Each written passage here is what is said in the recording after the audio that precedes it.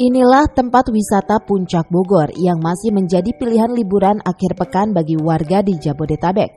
Selain jarak tempuhnya tidak jauh dari pusat ibu kota, kawasan Puncak juga memiliki pilihan spot yang menarik untuk dikunjungi.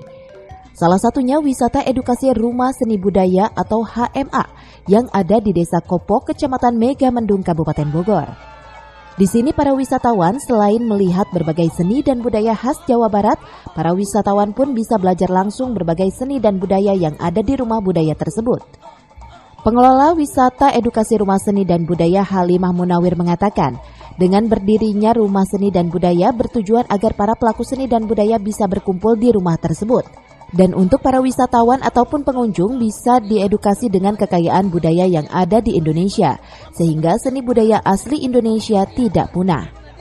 Ya, tujuannya dunia wisata ini khususnya di Puncak, selain para wisatawan akan menikmati udara sejuk Puncak, juga ada sebuah wisata budaya.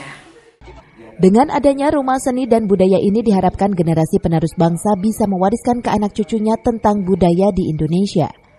Dari Megamendung, Kabupaten Bogor, Suhanda Abrizi melaporkan.